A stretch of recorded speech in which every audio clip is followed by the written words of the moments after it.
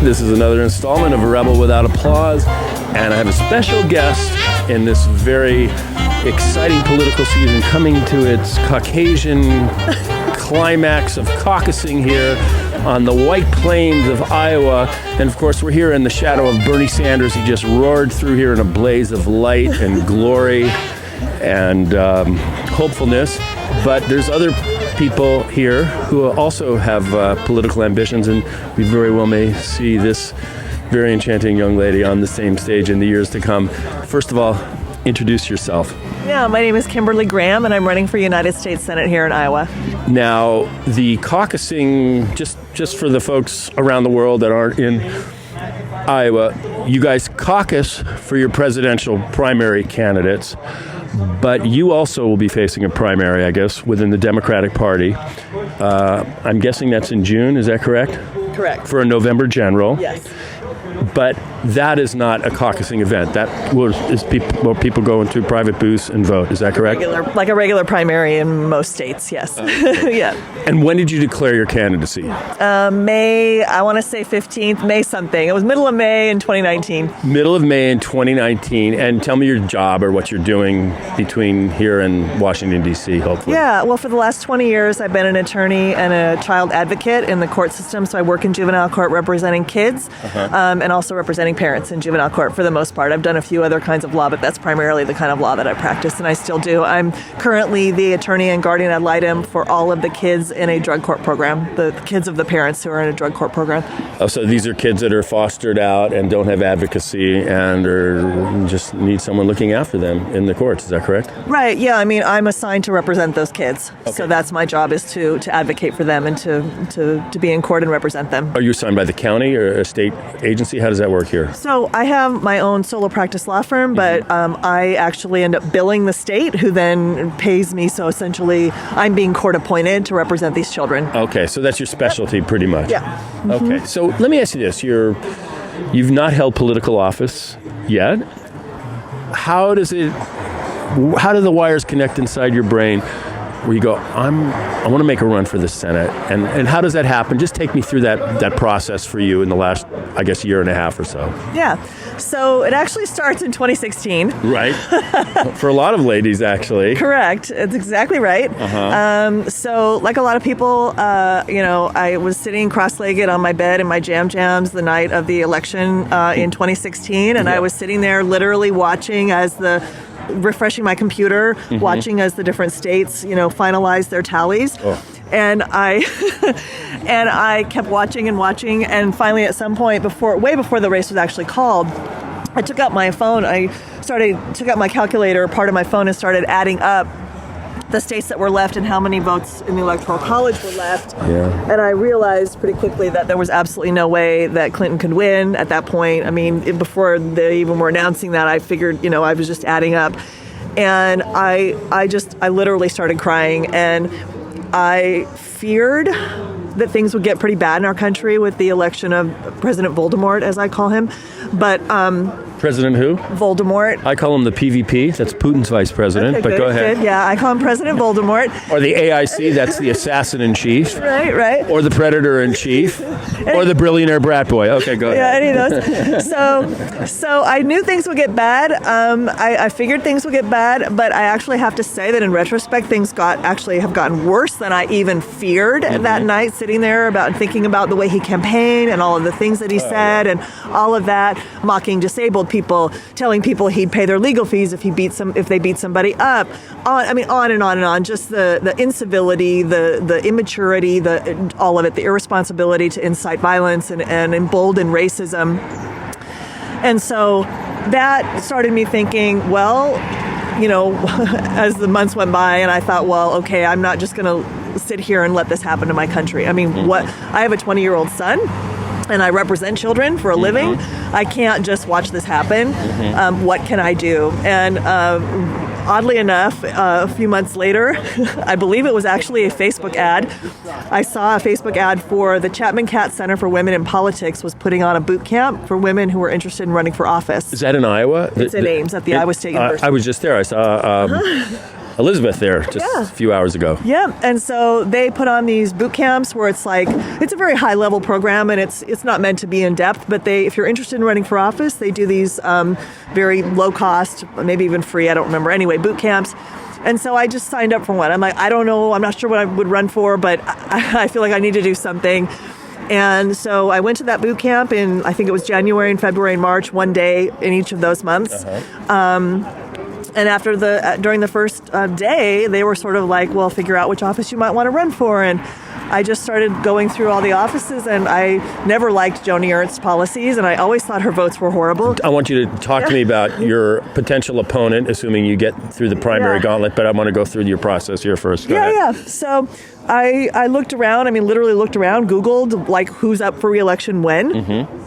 And Joni Ernst was going to be up in 2020, and this was in 2016, and I knew I would need time to kind of get my financial ducks in a row, and kind of, I'm a single mom. I don't have anybody else I can, who can pay my bills while I run, and on and on and on. Anyway, so I decided back then in January of 2017 that I would run for this U.S. Senate seat. Now, who's your congressperson? Cindy Axne. And was she someone you would feel comfortable running against? I don't know anything about her. Well, I'd be running for U.S. Senate against Joni Ernst, and Cindy Axne is our 3rd District Congresswoman, and I think she's been doing a great job. So you're in alignment with her pretty much. So. Well, we actually have pretty different policy positions, but I think that given that she's even in a more, she's only got a quarter of the state by population, and a lot of her area is quite red as far as registration of Democrats versus Republicans. Yeah. So understandably, she perhaps feels like she can't espouse as progressive of policies maybe and continue to get elected. I don't know. I'm not in her head. I don't know. But you felt like the Senate made the most sense for you in terms of your first shot. Yeah, absolutely. I feel like we truly are supposed to be having a government of the people, by the people. I felt like, and I said this, a political reporter interviewed me at that first boot camp, and she asked me, well, do you think, what makes you think you can do this job? And I said, I've been an attorney for 20 years. I've read the Constitution. I spent 3 years studying it. I believe I know what it says better than Joni Ernst does based on her behavior. So tell me about your potential opponent, assuming you get through the primary. I'm going to plead ignorance about her. Okay. Or him, her. Her. Yep. So Joni Ernst was recruited out of the Iowa State Legislature by the Koch brothers, who actually went and recruited her and helped fund her run for U.S. Senate. Did she replace Harkin? Yes, she did. Okay. And Tom Harkin was a very well-known, world-known progressive who stood up for human rights around the world, was the champion of the Americans with Disabilities Act. He was amazing. Right. He's a mentor of mine. I love him dearly. Did a lot of great things. He was fighting for a higher minimum wage before anybody was talking about that back in the day. And he was, very pro-union and on and on and on. Well, so he was in alignment with what you believe in. Yes. And unfortunately, the candidate that was run in that, when he retired, it was an open seat, and the Democrats ran a candidate who, honestly, I wasn't on the campaign, so I wasn't there to see it. But I'm told in retrospect that the campaign wasn't run like you need to run to win Iowa. Wow. You need to go everywhere. You got to be everywhere. FaceTime, right? You got to work your butt off, and literally go to all of our 99 counties over and over again, and talk to real people and look them in the eye and shake their hand. And not just go to a small town and go to the liberal arts college and talk to the Democrats that are already there. Right. You have to be willing to go and talk to everyone. And are they willing to listen to you? That's a two-way street. Oh, absolutely. One thing I find about Iowans in general, there's always exceptions, of course, but if you're willing to respect and listen to their point of view, they will listen to yours. So you've got, what are we now? We're in the beginning of February, and you've got 5 months. 4 months, right? We got March. June 2nd is June 2nd. You got 4 months. Have you fulfilled all the sort of requirements in order to get on that primary ballot in terms of signatures, whatever you need to do? Are those bases covered for you yet? Well, no, but they are for no one. So there are 5 of us running, and you can't turn in your petition signatures until, I forget the dates, that's my team's job, but the dates are somewhere in February and March, later in February and March. You can't be wrong. You can't be wrong. Well, it's not me, it's No, it's you. It's always going to be you. It's always going to come down to the candidate. If somebody screws up, it's you. Yeah, well, we've got it handled. Anyway, Okay. we've got the signatures. A lot of those are gathered at caucus time. We've already got over half the signatures that we need, regardless of the caucus, because a lot of them get signed at the caucus. Right. But we're in good shape there, and that's the only thing that you have to do. I mean, we've already filed with the FEC. That was last year to get on the ballot, or to get, to file as a candidate and declare as a candidate. So you'll be there in June on the ballot, and people will be able to make a decision. So we've got this big, highly charged political moment coming up in 24 hours. Yeah. Where will you be caucusing? Yeah, I won't be. So I'm going to be driving to as many caucus sites as humanly possible. And the reason for that is the IDP has told the caucus or precinct captains that any candidate that shows up at their caucus is allowed to address all the attendees for like a minute or two. As a low-budget campaign, I literally cannot afford, to pass up the opportunity to address 3,000 or 4,000 or 5,000 people within the span of a couple of hours. So you've got a map planned, and where are you going to go? Yep. Well, we've got a couple of caucus sites on the kind of near north side in Des Moines. We've got I believe, first all Spanish-speaking caucus site, which is... ¿Puedes hablar español? No, not really. Okay. But we have a Latinx outreach coordinator who will be there with me who does. Okay. And that's at the YMCA on Army Post Road on the south side. And then there's a couple of other caucus sites that we're still figuring out which ones we're going to go to. So this is a big opportunity coming up for you, in terms of, and you've got to make hay. And have you selected a candidate, or do you have a preference? Are you going to be there talking about yourself, or talking about Bernie or Amy or Joe? I'm just going to be talking about myself, because our campaign for U.S. Senate, because my campaign is not exclusively, of course, but largely focused on children, and how I believe and I've seen in my own career we don't invest in children in this country enough. I just found out the other day, European nations and Canada put between 2 and 4% of their GDP. They invest in programs for children and families. The U.S., 0.6%. Mm-hmm. So we just simply don't put our money where our mouth is. We do not invest in children, and we don't invest. I don't think even our mouths are there yet. I don't think our mouths are even there where our money should be. But so you're passionate, but you're not a one-issue candidate. You can't afford to be if you're running for the U.S. Senate. You've got to have a broad range of things that matter to you. Yeah, I mean, to me, I'm always going to want to do the thing that I think is going to mean that the most people, all people in the United States, can live a life of health and dignity. We have no excuse with the amount of money in this country why every single human being in this country shouldn't live at least a basic life of health and dignity. And we are not even there. We have people dying from rationing insulin. We have people dying from lack of health care. We don't have sufficient child care for our children. We have people who have to quit jobs because they just don't have sufficient child care, or they can't afford the child care, and on and on and on. And then the climate crisis, that's a whole other, digression, but we have got to address the climate crisis in a massively aggressive way, or else we're simply not going to have a habitable planet. And I have a 20-year-old son. He said to me last summer, maybe I'll buy some land in the middle of North Canada. Okay. And I said, why, Max? And he said, well, maybe because I'll be able to live there in like 30 or 40 years. It might be cool enough, I like to refer people, because the ideas that are being talked about by Bernie and many others. Yeah. Franklin Roosevelt, his dying wish to the nation, which is memorialized on video, available to be seen on YouTube, is what he called the Second Bill of Rights. And that's you've just pretty much summed up our campaign. And it's all there. It's literally his dying wish for the nation as the curtain is closing on the Second World War. And basically, it's housing, health, a living wage. Yep. Everyone should have a job. Everyone should have affordable housing. Everyone should have health care. Right. And there it is, spelled out in black and white video, or newsreel, I guess, in 1945. Right. And I feel like it's one of the most important living documents that's been completely ignored. I agree with you 100%. And we actually... So we have a very active Twitter account, and we've actually, that's one of the things that we hope kind of indicates to us that we are gaining sufficient traction, because we started with 0 Twitter followers last June, and the next candidate... We is your personal account or your... No, our campaign. And what would it be called for people? It's Kimberly for Iowa, just Kimberly for Iowa on Twitter. So there's another candidate in this race. There's 5 of us all together running on the Dem side for this nomination. One of the candidates, who is the DSCC-backed candidate, who's endorsed by the DSCC, she ran for the 3rd district, congressional district, in 2018. She had to drop out because her campaign manager forged signatures on her petitions to get on the ballot. So she had to drop out at the last minute. But now she's running for Senate, and she had the DCCC endorsement then. Now she has the DSCC endorsement for this U.S. Senate race. And she started... You're throwing around a lot of initials to an LA guy, so it's the Democratic Senatorial Campaign Committee. Okay. And the DCCC is the Democratic Congressional Campaign Committee. They're the House of Representatives. They deal with that. So she started with 5,000 Twitter followers in June. We opened our account in June, 0. Right. She now has 17,000. We have 32,000. So you feel like there's some traction out there. Has been really, really exponential. Now, tell me what a weekend's like for you now, because What? What's a weekend like for you?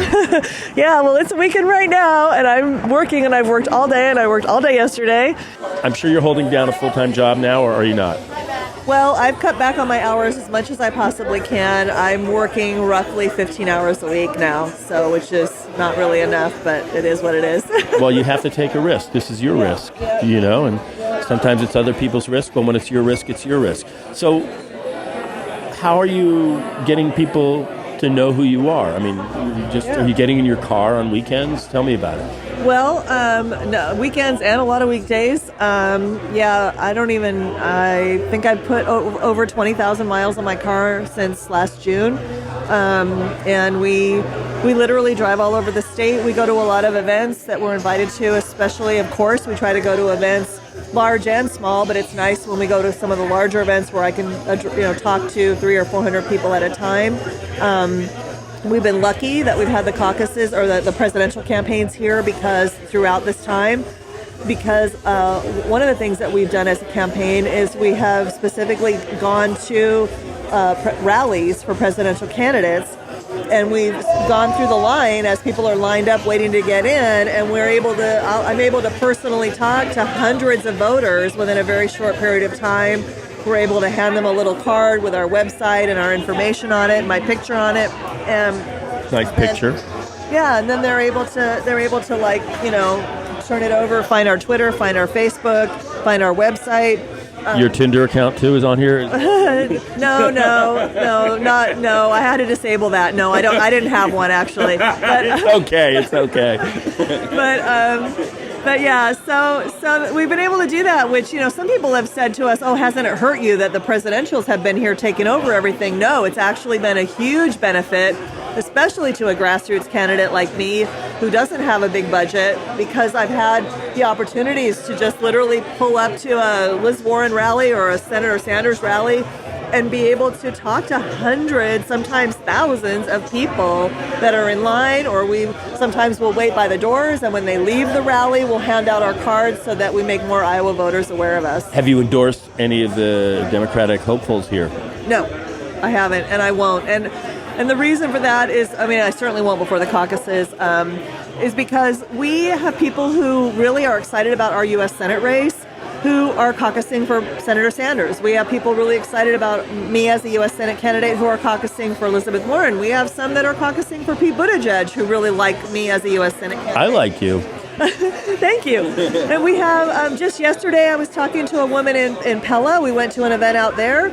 She's going to be caucusing for Amy Klobuchar, who's, very different on a lot of the issues from me personally. In what way? But, she's not for a universal single-payer healthcare system, as far as I'm aware. Amy Klobuchar is not. What this woman who's going to be caucusing for Klobuchar liked about me was that I've been an attorney for kids for 20 years, that putting children at the forefront of dialogue in Washington, D.C. and making investments in children was something that this woman, who is a retired school teacher, thought was really, really important.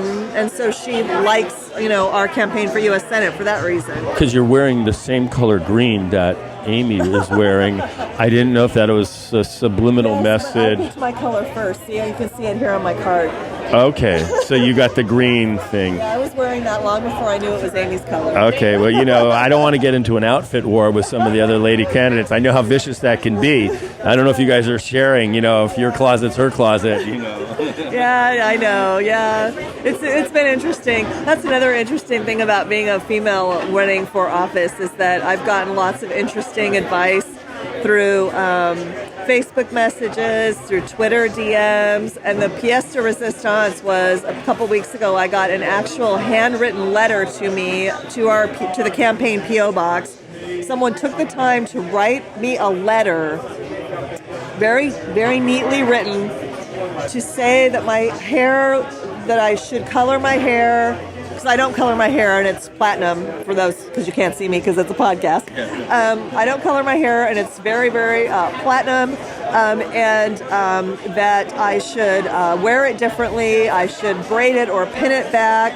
She said I should wear brighter colors. I should walk with confidence. And I actually told a friend of mine, or a campaign supporter who's also a friend, about that. And he actually started laughing when I got to the part about she said, or he or she said, I should be more confident and walk with confidence and speak with confidence, because they said, have they never met you? Because the last thing you lack is confidence and brisk walking. So you're a ball of fire. But one of the things for me, I've watched Amy and Elizabeth and the others and Pete, it's the humanity of the whole thing. These are people with clearly outsized ambitions, but they're struggling and scuffling to find their way in their own life. I mean, Elizabeth Warren, she was left school to raise children. She was a teacher herself. I mean, you just come with your own story and who you are and your own humanity and your own imperfections. And I guess here's a question I have for you. You've been on this campaign run now for, a couple months where you've been out there? Were you campaigning in the summer? Yeah, I announced in the middle of May, and then pretty much since early June, I've been campaigning. So how's it changed you? How has the process informed you? How have your positions or ideas maybe have changed just by the process from you? I think, we've all heard politicians, when their campaign is over, whether they win or lost, or especially if they lose, they'll say, oh, it was just an honor to run, and to go listen to people's stories and everything. And before I ran for office myself, I would have rolled my eyes at that and been like, oh, yeah, whatever, Now I understand what they mean. When you go around the state and you literally are at a small event with maybe 10 people came up to hear you speak, and someone wants to talk to you afterward and takes you off in a corner and says, my friend's son died from rationing insulin. Thank you for fighting for this. It just rips your heart out, and you hear these stories about why, and it just solidifies everything I'm running for. It's so amoral to me in this country that we don't have a universal single-payer healthcare system, so that healthcare is treated as a fundamental human right of just being here. Let me ask you this question. I'm a member of a union. It's called SAG-AFTRA, and actors and performers before me negotiated and struck and struggled to get a health plan, as part of their benefit. Yep. And those health plans are generally provided by private companies. And most of those people that, are part of those unions, are Democrat, they're liberal. They don't want to give up that health care plan that their union negotiated and that they may have struck for. And so one of the things that I feel, and I'm hearing this debate about universal single payer, of course, that would mean the end of, in all likelihood, my private union benefited plan. And so much of, the progressive wing of our nation is founded in the labor movement, who've negotiated for those hard-fought plans. What do you tell those people? They're like, I'm not quite ready to walk away from that plan in favor of something that I don't know about. Yeah. So I can understand that, and I think people should know that my dad, my mom, my grandfather, my son's father, were all or have retired from or are now union members. I was born and raised in a union household. I owe the fact that I did not grow up in abject poverty to union wages, because my dad and mom barely had high school educations, but they got good union jobs. So we were lower middle class family. My parents divorced when I was 13, so things got a lot harder after that. But, I had health care. I had all those, union benefits and that kind of thing. My son, who's 20 years old, has health insurance because his dad is a union electrician, and his dad has, health insurance that my son can be on. For a few more years. For a few more years, yeah, for 5.5 more years. And so, that's the kind of thing, the thing you just brought up is one of many excellent reasons why it will be better for all of us, including union workers, to have a universal single-payer healthcare system. Well, why? Because your kids aren't going to get kicked off your insurance, right? There's no insurance to get kicked off. Everyone will have it as a fundamental human right. Like, your kid is never going to be uninsured.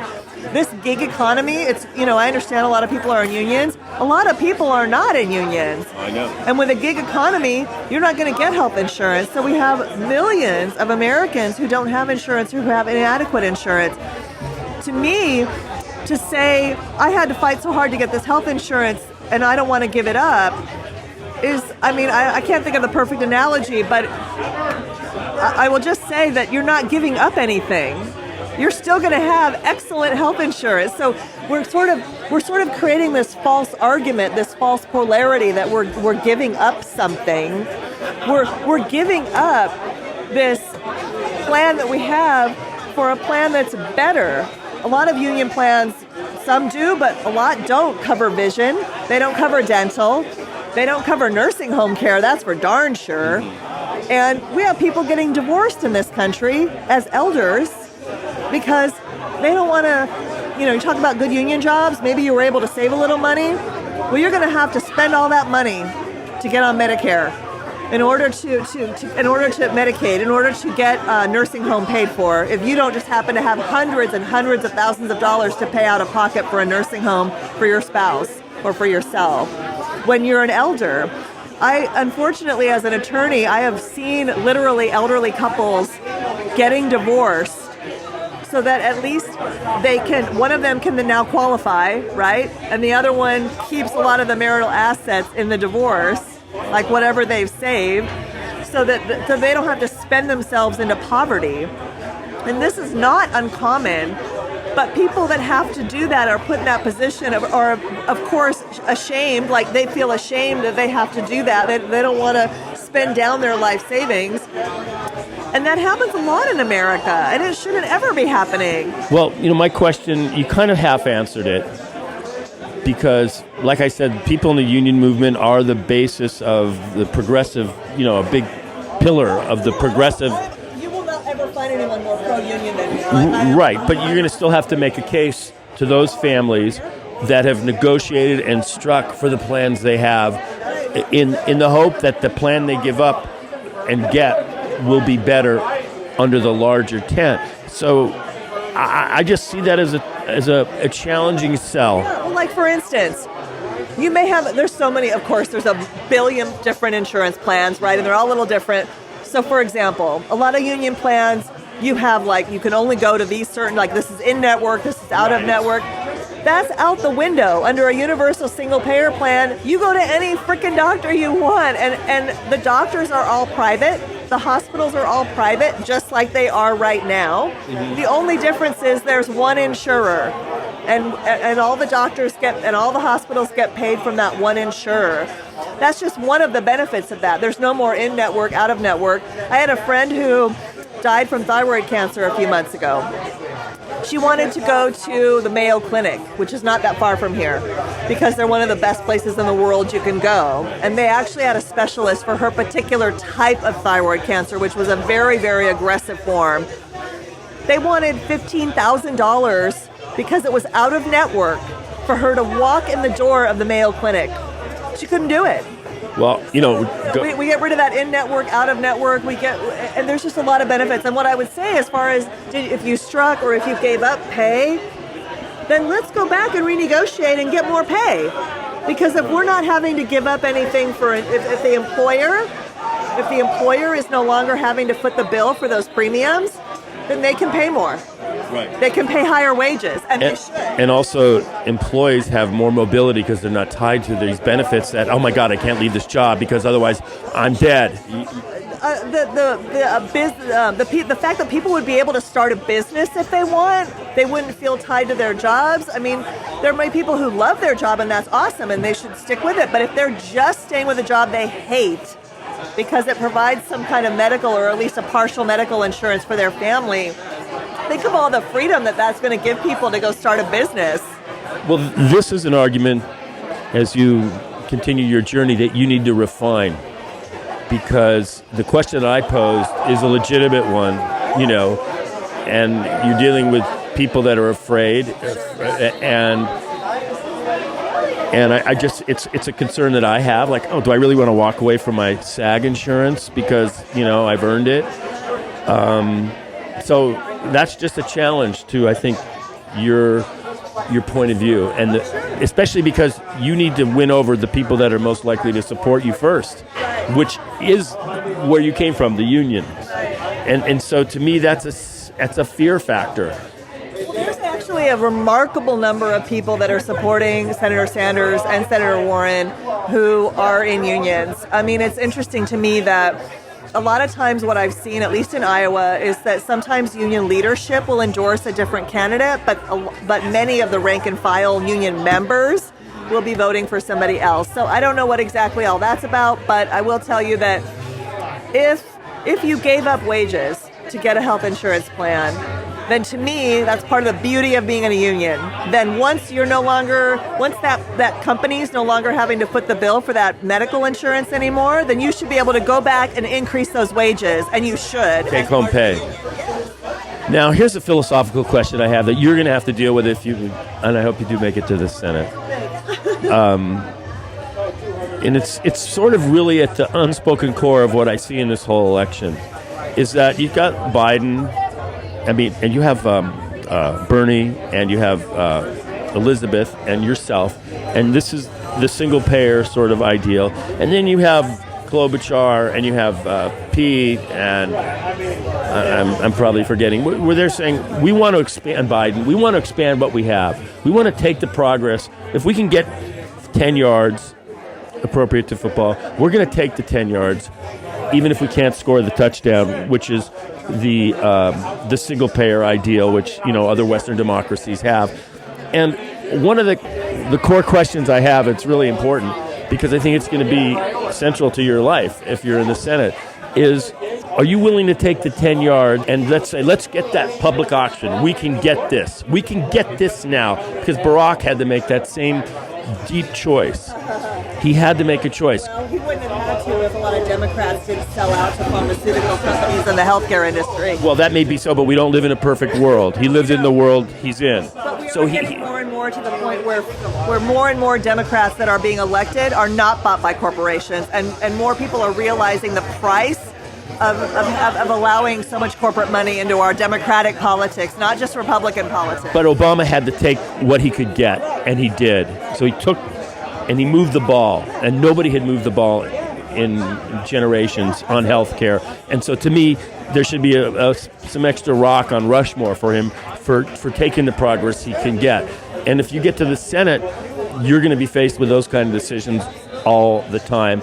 And so it's not just as much, it's not as so much a policy thing as it is, but it's a philosophical thing. And I want to just pose that to you now. Yeah, well, I'm always going to, you're right, I can't know, I don't have a crystal ball, I don't know if I'm sitting in the Senate, I don't know what is going to be on my desk as a potential, like, what can I really get? I'm not going to know how many votes I've got, I'm not going to know how many progressive votes we've got, I'm not going to know if I even have a majority of Democrats. Well, cagey politicians can count, so that's what they can do. They count votes, and so you'll be counting votes. No, but I mean, I'm sitting here today, and I don't know 3 years from now what that's going to look like. But my question to you is, are you willing to take what you can get in the real world for progress? It depends. I mean, that's why I was saying it would depend. What's in front of me? What am I looking at? How much am I able to get? Is it enough to not get this for now? Do we have the votes for something else? Can I propose amendments? Like, there's so many questions, but I mean, I can tell you that as an attorney for kids and as a mediator for 17 years, I mediate a lot of people's cases. I'm always looking to do the most good that I can, and so, So yes. I mean, I'm not gonna, if I'm able to get something great, but not something phenomenal, I would have to take a look at that. I mean, you have to look at what votes you have, what votes you're going to be able to get, and at the end of the day, you have to make the best decisions you can with what's in front of you. And if I don't have a universal single-payer plan in front of me, you take the progress you can get. What else can we do that might help? But I just know that until we consider healthcare as a fundamental human right in this country that is guaranteed to every single person without ability or regard to write a check for a premium or take out your wallet at the point of service, people will still die in this country, in the wealthiest nation on earth. And that is why I hope that I get the opportunity to vote on a universal single-payer healthcare system, because we just have no excuse for that other than greed. It is that simple. In America, everything's commodified. Housing is a commodity, and human rights are not a commodity. No, but healthcare has been a commodity for my whole life until now. A little less so, and now people are coming to an awareness. No, wait, it's not a commodity; it's a right. It's part of. There's got to be a paradigm shift. There's got to be a paradigm shift. Yeah. Wow. So, this has been a cool chat. Thank you so much. Kimberly, I wish you the best. I want you to have a few minutes or a little for people that from all across the country and the world that are going to hear this conversation. I think we'll just make this a dedicated podcast for the Senate hopeful. Where can people find you? What can they do? Where can they find out more about you? How can they reach you? Why don't you share that? Yeah, so we've got the website, which is Kimberly for Iowa. It's KimberlyForIowa.com, KIMBERLYFOR Iowa.com, IOWA, in case they don't know how to spell it. KimberlyForIowa.com. We have a pretty active Twitter account. If you're on Twitter, you'd be probably interested in following that. It's Kimberly for Iowa on Twitter as well. We are going to be starting a national volunteer corps of people around the country that are going to be volunteer phone banking and text banking for us. So you can go to our website, KimberlyForIowa.com, and sign up to volunteer. And even if you live in any other state, please do, because we could definitely use even a half an hour or an hour or a couple of hours of your time between now and June. And U.S. senators affect all of us. The decisions and the votes that U.S. senators take, if you live in Texas, the Iowa U.S. senator still affects you a lot. So because they cover federal law. So I would encourage people to know that this is one of the top 5 flippable U.S. Senate seats. All the pundits and pollsters are saying this is one of the most vulnerable ones. Joni Ernst's polling numbers have been dropping and dropping and dropping, and so we really could flip this seat to a blue seat. And so if you want to do that and you live anywhere in the country, we could use your help.